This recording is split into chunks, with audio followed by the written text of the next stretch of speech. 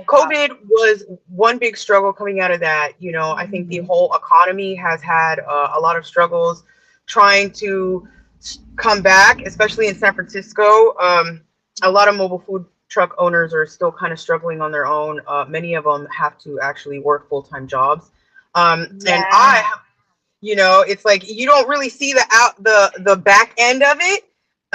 But most of them have picking up side hustles. You know, It, I have yeah, I have a spine injury. So that's another struggle of mine is that I can't like work full time. And I'm trying to recover from that. It's also really hard when you're mobile. There's a lot of aspects that go into running a mobile restaurant, a restaurant on wheels. It's you have to rely on one person to do a different aspect of fixing, like somebody to fix the stove, somebody to fix the fryer, somebody to fix the truck, somebody to fix the oh gas, wow. somebody to fix the hot water. Like it's always somebody different with each thing. And you have to keep everything up and running, and not a lot of people want to go work on a mobile truck. There's not a lot of space. Oh People don't have space no. for the truck. Yeah. um, and you rely on a lot of people to try to help you keep running. And even though you're paying for services, it's like they're still you're still at their beck and call, as far as like when they're available to come help you, or if you're stranded, what you're limited as far as the things that you can do or where Yeah. you can go. A restaurant typically has things under warranty, or people, they're more likely to show up and come and fix something at your restaurant than like actually having a food truck. I um agree on that because I was talking to a person on a side on the streets at a parking lot the other day. The world we live in is a struggle, and we're all struggling. Right? yeah. It's really hard to run mobily. You're paying for, you know, a lot of permit fees, extra permit fees. In San Francisco, you actually need to, when you're mobile and you have a booth, you pay for a catering license. The catering license comes with a commercial kitchen. You need to have sign for the catering license to obtain it. So when you're a truck, you're supposed to have the catering license with the kitchen, and you're supposed to get a truck license, and you also need a kitchen signature for that. So I you're never been paying, aware. yeah, so you're paying for two permits on top of you need to pay for a commercial kitchen rent. And a commercial kitchen is really hard to work out of because you can't sell out of a kitchen. It's not like uh, having a storefront. So you're paying rent and you still have to go out and sell. And then you're paying vendor fees, and then you're paying an annual truck fee for your truck permit every year. So then each county that you do pop-ups, you have to pay for an annual fire permit and an annual permit in each county. So Wow. it adds up to a lot, and a lot of money. And a lot of these food markets now have made it so that instead of paying a vendor fee each time that you sell, you have to pay for the quarter up front. So you're talking like $2,000-3,000 up front before you've even started selling for the year, for the quarter. Okay. So what is your message for the cottage food owners? I have a best friend who are cottage food licensed people. And what is your message for them who want to start a cottage food business? And is it a yes or a no? Cottage food is very different in the way because you have some rules that set you aside that you can actually produce out of your house depending on how you're packaging and storing the product. Um, if it's not, the shelf life is longer. You like something like jams or something. You can, get a cottage food license and do more packaging and distributing, uh, selling your product directly to consumers or markets or farmers markets, things like that. um, I think that it's a good start. If you have a good enough product, you would have to weigh out if it's worth the labor, the packaging, the time it takes to make it, and if you're able to get enough of a profit out of that you know, something simple like a jar of jam, compared to what you're competing against in other companies Yeah. too, for the price that you can sell it, it might not be worth it for just for just jam. You might, you know, do different ones or different types of products that you can sell with a longer shelf life. Um, it kind of just depends on, you know, what the product is. And then also, what was your background story before COVID hit, and what you got you started and your concept, the seafood ceviche? What's next for you if you were to continue on this journey? You know, I started out with I was actually in 18 and my mom wanted me to start doing something with myself, and she liked cooking. So I was interested in cooking, and my dad worked as like the head of the custodians for City Hall, and City Hall would get they had a catering company that would come and do like the mayor's dinners and stuff like that. And so he knew the head chef really well, and he was like, you know, my daughter's interested in cooking. And so he looked like Gordon Ramsay. He was this tall Polish guy, you know, with the blonde hair, and he was serious executive chef, but he was so sweet. And he took me under his wing, and he said, if you're interested in cooking and you really like it, you should go to the City College culinary program. Yeah. And I took his advice, and I went, and I, you know, I graduated, and I went through the program, and I studied, and I was a prep cook for the catering company for them for a long time. And I got a lot of heat back then. You know, women weren't big in the kitchen professionally. They were kind of like home cooks, and I was young, so it was like I had a double whammy against me. And I got irritated, and I was like, you know, they're always giving me heat. And I said, well, I'm going to figure out what the highest position above you is so I can be that and start giving you orders. And and that's kind of how it started. I started going to culinary school and learning and studying and, you know, like working my way up. And it led me, when I was the GM at the Stinking Rose in North Beach, I got sick with an autoimmune disease, and Oh my God. yeah, and I didn't know what it was at the time. It was this rare low platelet disorder, and platelets, like, they help your blood clot. So like if you get cut, or, you know, like women are in their time of the month, you get clots, you don't bleed to death. And basically my body was attacking itself, and it was in overdrive, and it was eating up all my platelets. So I was bleeding internally to So death. you're allergic to garlic. Yeah, and they didn't have any way to stop it. And it was like I was just in the hospital for like 2 weeks, and they kept putting me through transfusions, treatments, and steroids, and trying to figure out what was going to get my platelet level up so that I could stop bleeding to death. I was bleeding out of my gums, my eyeballs, like it was everything. And so finally something worked, and I went in and out of um, stages. Like it would come back, and then I'd end up in the hospital again for like 3 years, and then I finally had my spleen taken out, and it still came back. And then after that time, it hasn't come back. It's been like 6 or 7 years, and I started cooking at home as a project and videotaping it, and that's kind of how it started into. I would always make ceviche, and my mom was from Peru, and she would make ceviche as a kid. We had a lemon tree in the backyard. Wow. And so I started making ceviche and doing videos, and my friends would come eat it, and they were like, you should sell this to people, you know, and people would started wanting to buy it, and it kind of just started like that. And my friend came up with the yosoy ceviche name when I went to go to him for aprons for my videos. And the logo is what kind of really set with people. It just took off from there. And it's not something, you know, I was dealing with, like, still an injury at the time, and it's like not something that I really was expecting for it to go far. You know, I wasn't planning on it at the time. But it started getting a lot of traction, and, you know, I had friends and everything that were so supportive and believing in me and seeing what it could be that I didn't even believe enough in myself. And that's kind of like what it took. The community is just like, do you do this? Do you do that? Do you have a table? I want to buy it, you know. And it was like, oh, okay, you know, didn't say no. And it just built. it built off of that, and then people were relying on it. After a time, it was like I had to keep it afloat, and so that's kind of where we're at. Now we have a truck and a couple catering vans, and keep trucking along. Hopefully, to get a storefront.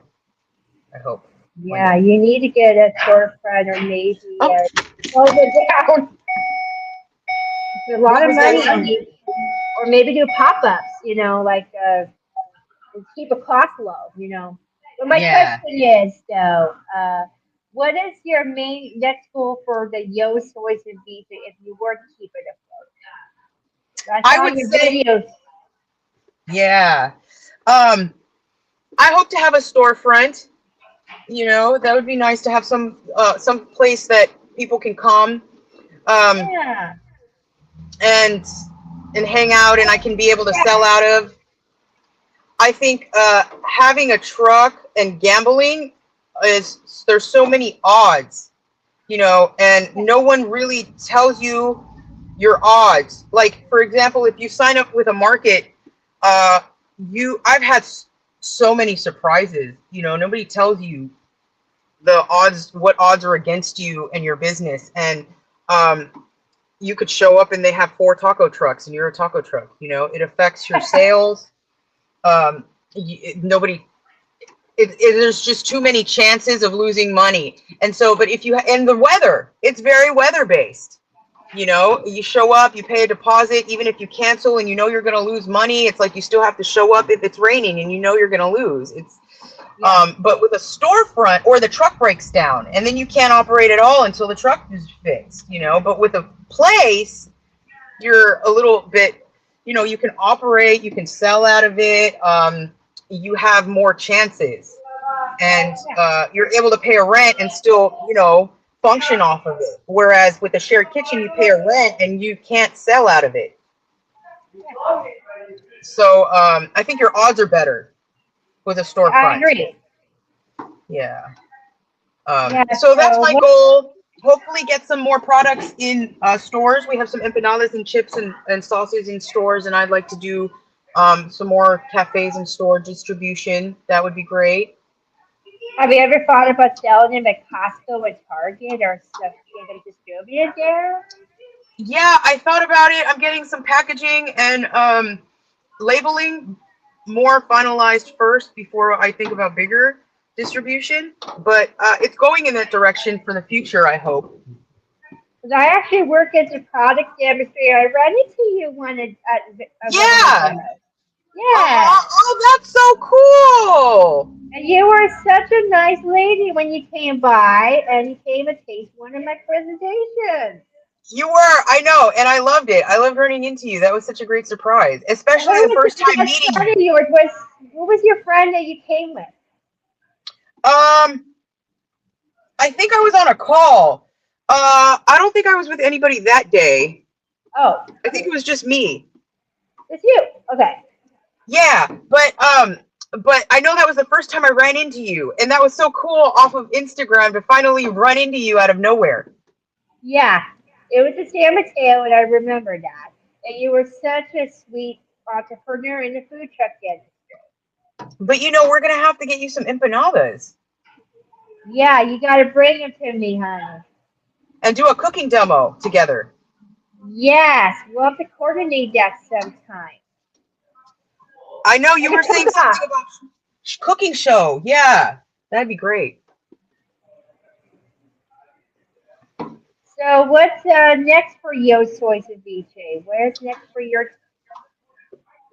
So right going? now, we're working on getting some stuff lined up with more cafes. We're working on packaging for our chips and our sauces and empanadas. I have a little project going with getting some products in stores and distributing throughout the different states. So if you guys are interested in receiving some of our products made from scratch with love, we would love to ship them Yeah. out to you. Yeah, Of and course, I would be interested. I would love to definitely ship you out a box. That'd be Yeah, great. And you're the man of family. yeah, There's something else that I've been working on actually over time. So I being a chef, you know, in the mobile food industry is really hard because you're so busy keeping up with feeding the masses that you don't really have time to kind of worry about what you're going to eat until it's all over, right? So Yes. um, having a spine injury, I went through I was my business was robbed 3 times in My mom has 2024. spinal cord injury. You know who else was a spine patient? Is an SNL cast member. He's my comedic crush. You and Apple. He's an inspiration, and his disability does not define him as a comedy. Oh wow, who? Chris Kattan, you may know his name. I know Chris Kattan. Really? I didn't know that. Yeah, he's an icon. I love Chris Kattan. He's so funny. Me too. He's so funny, Oh, cute guy. that's so motivating, though. I didn't know he was going through that. Yes, he went through it. And you know, you think you see somebody. I had a friend that said it really well one time. People think a disability is something you can see. Never Yeah. defines what you do. And as a person with autism, that's what I define myself as a person with in the craft of cooking. There you go. So I know, and I see the work that you do is so beautiful. It doesn't. thank you. It's like I can't. I need to try your food, but I see Oh it and I yeah. eat it through the screen. You know, I I learn see from you. recipes. Oh, Yeah, we learn from each other, you know, and having disabilities or limitations doesn't define you. It just it strengthens you, you know. so I'm gonna So do a five a top this question, the trivia for you. It's a game I do with like every guest is on my show. The top five. Are you ready okay, for this? I'm gonna try. Okay, we're ready. Top favorite food destination. Number one, Peru, Peru. Got it. Number two, favorite show to watch on television. 90 Day Fiance. Oh, I know you love that. Number three, you gotta. What's your favorite podcast right now? Ava Marie. Oh, I know you love it, but there's so many who else. Yeah. And number four, I'm ready. favorite movie. Favorite movie? Ooh, that's a tough one. You know what?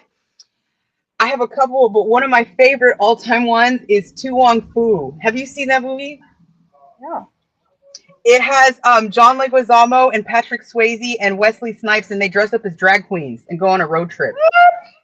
I Yeah, love Patrick it's Swayze. I love him. it's great. Tu Wong Fu, thanks for everything, Julie Newmar. It's great. Okay. Number five, a favorite recipe to make.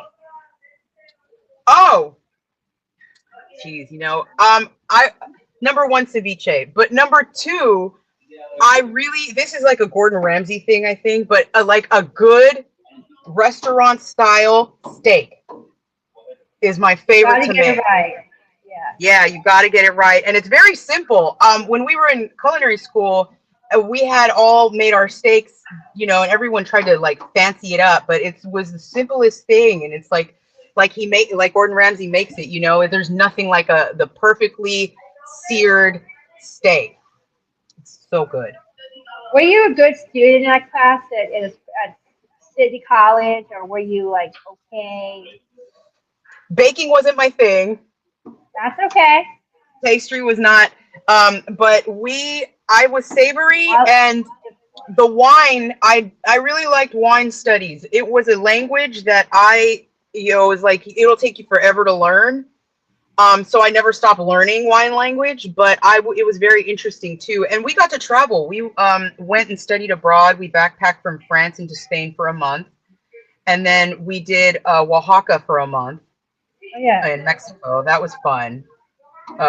So we had a lot of like extra things that the culinary school was. It was also attached to the city college.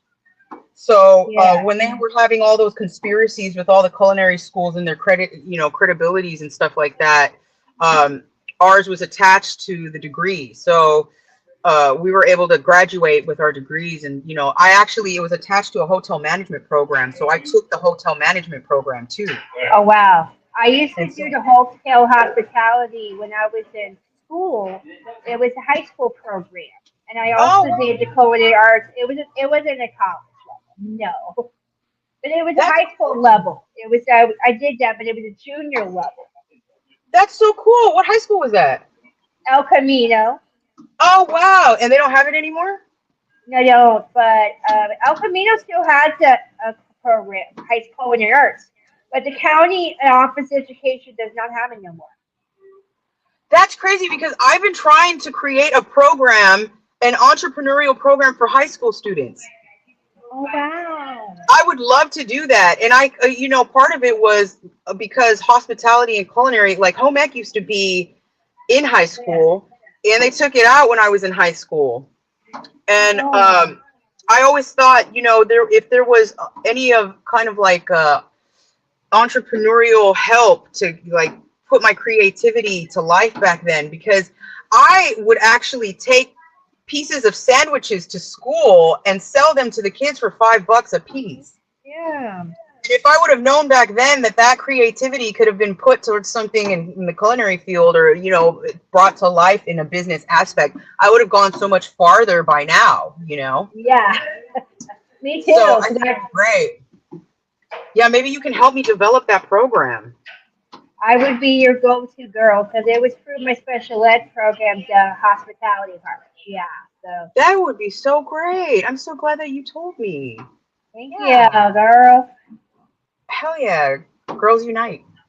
That was nice. So, anyways, it was great to have you on the podcast. You were amazing, girl. Thank you so We're glad to have yosoy ceviche or Nora much. Mitchell. Thank you for coming on. Thank you. See you soon. Keep cooking. Bye.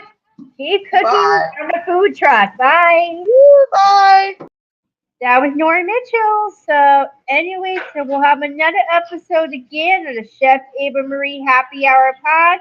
I am Chef Ava Marie. I am going to sign off and happy cooking. Sausage to perfection. Bye bye.